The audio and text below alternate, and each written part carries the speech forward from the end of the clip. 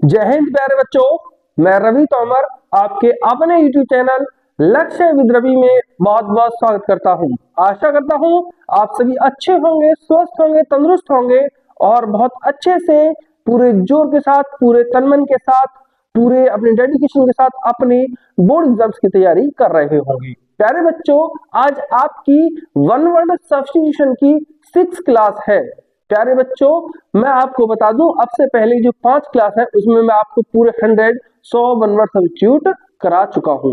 आज आपकी 6ठी क्लास है और इसमें भी आपके वन वर्ड सब्स्टिट्यूशन के टोटल 20 प्रश्न कराए जाएंगे। प्यारे बच्चों, आगे बढ़ने से पहले मैं आपको ये बता दूं कि आप अपने एग्जाम की तैयारियों में पूरा 100% योगदान दें। ऐसा बिल्कुल ना करें कि आगे को दौड़म दौड़ और पीछे को छोड़म छोड़। जितना भी पढ़ें पूरे मन से पढ़ें, अच्छे से पढ़ें और इस तरीके से पढ़ें कि उसे दोबारा पढ़ने की आवश्यकता ना पड़े, ताकि एग्जाम से पूर्व आपको अगर समय मिले तो उसमें आप एक बार के रिवाइज में उसे अच्छे से याद कर सकें।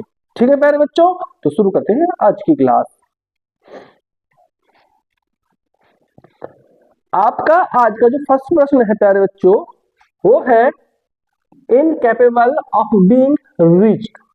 इनकैपेबल ऑफ बीइंग रीच्ड, और इसका मतलब होता है आपकी पहुंच से बाहर। इनकैपेबल, असमर्थ, ऑफ बीइंग रीच्ड, पहुंचने में असमर्थ, कहीं तक अपनी पहुंचने में, पहुंच आपकी क्या है, पहुंच से बाहर है कोई चीज। ठीक है, तो इसे बोलेंगे वन वर्ड में इनएक्सेसिबल या पहुंच के बाहर। ठीक है प्यारे बच्चों,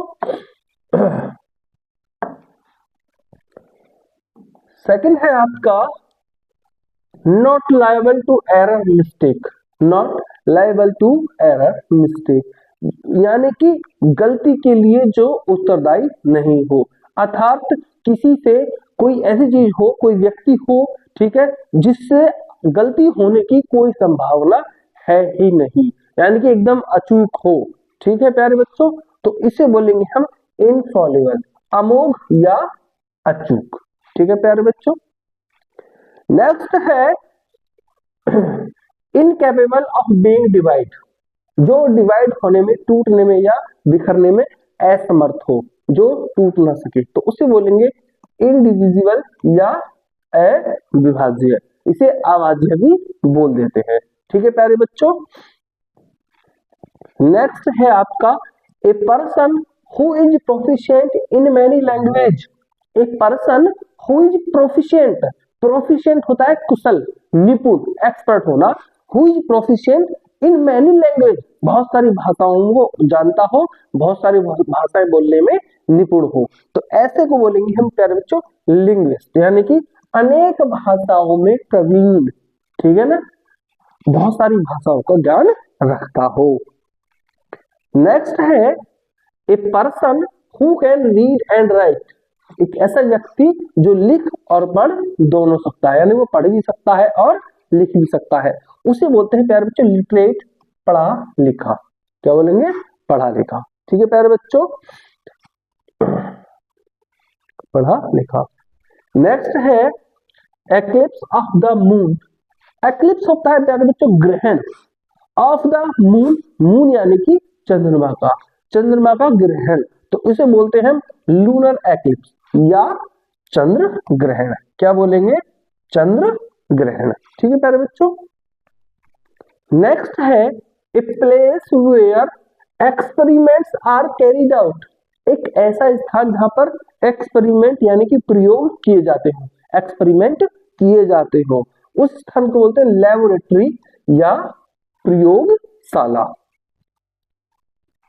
नेक्स्ट है principles advocating freedom, progressive, liberty and dignity of a man. Principles यानी कि ऐसे सिद्धांत, एडवोकेटिंग जो वकालत करते हो, फ्रीडम स्वतंत्रता, प्रोग्रेस प्रगति, लिबर्टी यानी कि ये क्या हो गया आपका स्वतंत्रता हो गया, एंड डिग्निटी और गरिमा, जो आपकी ऐसे सिद्धांत जो आपकी स्वतंत्रता, प्रगति और जो आपकी गरिमा है उनकी वकालत करते हो। किसकी, ऑफ ए मैन, एक मानव की या एक इंसान की। ठीक है, ऐसे ऐसे सिद्धांत जो एक मनुष्य के स्वतंत्रता, प्रगति और गरिमा की वकालत करते हैं उसे कहते हैं प्यारे बच्चों लिबरलिज्म। क्या बोलते हैं? लिबरलिज्म और उदारतावाद। ठीक है प्यारे बच्चों, नेक्स्ट है the first speech delivered by a person. The first speech, पहला भाषण डिलीवर्ड दिया गया हो बाय ए पर्सन, एक व्यक्ति द्वारा। जब एक व्यक्ति द्वारा पहला भाषण दिया जाता है तो उसे बोलते हैं मेडन स्पीच। मेडन स्पीच और हिंदी में प्रथम भाषण। ठीक है ना, जो पहली बार भाषण देता है, प्रथम भाषण, मेडन स्पीच। नेक्स्ट है a building ETC made in memory of some person. कोई भवन बनाया गया है in memory of some person, किसी व्यक्ति की याद में,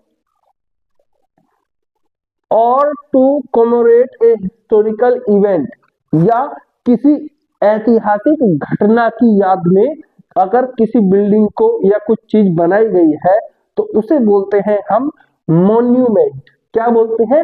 मॉन्यूमेंट, यादगार या स्मारक। ओके प्यारे बच्चों, नेक्स्ट है आपका residence for Monks and priest. रहने का स्थान किसके लिए? मॉन्क्स एंड प्रीस्ट, यानी कि मॉन्क्स हो गए आपके भिक्षु, प्रीस्ट हो गए आपके पुजारी। ठीक है, जो पुजारी और भिक्षुकों के रहने का स्थान, उसे बोलते हैं प्यारे बच्चों मोनास्ट्री, यानी कि मठ।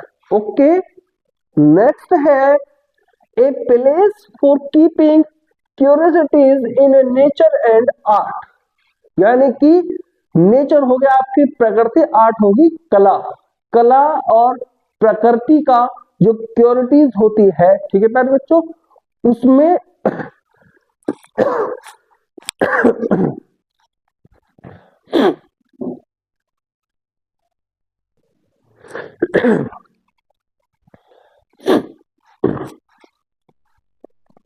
क्या था? A place for keeping curiosities and nature and art. Nature and art, nature हो गया आपका प्यारे बच्चों प्रकृति, आर्ट हो गया कला। कला और प्रकृति से संबंधित क्यूरियोसिटी हो गया आपका जिज्ञासाएं। कला और आकृति से संबंधित जिज्ञासाएं रखने वाला स्थान। ठीक है, इसे बोलते हैं प्यारे बच्चों म्यूजियम, यानी कि संग्रहालय। ओके, नेक्स्ट है a person who undergoes death और suffering for any great cause. एक व्यक्ति हु अंडरगोज डेथ, जो मृत्यु को प्राप्त होता हो, यानी कि जो मर जाता हो, और सफरिंग या कष्ट पाता हो, फॉर एनी ग्रेट कॉज, किसी महान कार्य को करते समय या किसी महान कार्य को करने की वजह से, उसे बोलते हैं प्यारे बच्चों मार्टियर, यानी कि शहीद। नेक्स्ट है मर्डर ऑफ मदर, माता का हत्यारा, इसे बोलते हैं मैट्रिसाइड, मातृ हत्या, जो अपनी ही जननी की हत्या कर दे। नेक्स्ट है a document written by hand, ठीक है, अपने हाथ से लिखे गए डॉक्यूमेंट्स, तो इसे बोलते हैं प्यारे बच्चों मैन्युस्क्रिप्ट, हस्तलिपि या पांडुलिपि। ठीक है प्यारे बच्चों, नेक्स्ट है आपका a place where dead bodies are kept, एक ऐसा स्थान जहां पर डेड बॉडी, लाश, ठीक है, यानी कि मुर्दा रखा जाता हो, तो उसे इंग्लिश में बोलते हैं मोर्चरी, यानी कि मुर्दा घर। ओके, नेक्स्ट है a medicine that induces sleep, a medicine that induces sleep, एक ऐसी दवाई जो नींद लाती हो, उसे बोलते हैं नारकोटिक या मादक। ओके प्यारे बच्चों, नेक्स्ट है a person widely known for evil deeds, एक व्यक्ति जो व्यापक रूप से जाना जाता हो फॉर इविल डीड्स, यानी कि बुरे कामों के लिए। जो व्यक्ति बुरे कामों के लिए जाना जाता है उसे बोलते हैं नोटोरियस या कुख्यात। ओके, नेक्स्ट है which can not be seen through, जिसे आर पार नहीं देखा जा सकता। Which can not be seen through, जिसे आर पार नहीं देखा जा सकता, उसे बोलते हैं प्यारे बच्चों ओपेक या अपारदर्शी। ठीक है, ओपेक यानी कि अपारदर्शी। ठीक है प्यारे बच्चों, यहाँ पर अगर ये हो जाता which can be seen through, जिसे आर पार देखा जा सकता है, उसे बोल देते हम ट्रांसपेरेंट। ओके प्यारे बच्चों, और ये एक और है आपका no longer in use. No longer in use यानी कि अब जो उपयोग में नहीं है, जो अब प्रचलन में नहीं है, उसे बोलते हैं हम ऑब्सोलेट यानी कि अप्रचलित, फैशन से बाहर हो गया। ठीक है प्यारे बच्चों, जैसे एक समय था कीपैड फोन थे, वो फैशन में चल रहे थे, लेकिन सडनली क्या हो गया, कीपैड से मल्टीमीडिया फोन आ गए, वो भी कीपैड ही थे। ठीक है, तो वो फैशन में चले। उसके बाद क्या हो गया, आपके एंड्रॉइड फोन आ गए स्क्रीन टच। तो उसके बाद क्या हुआ, तो धीरे धीरे क्या होता, फैशन परिवर्तित होता रहता है, बदलाव होते रहते हैं। तो जो प्रचलन से बाहर हो जाए उसे बोलते हैं ऑब्सोलेट यानी कि अप्रचलित। ओके प्यारे बच्चों, ये आपका आज का लास्ट वन वर्ड सब्स्टिट्यूट था। मुझे पूर्ण आशा है कि आज की क्लास आपको अच्छे से समझ में आई होगी।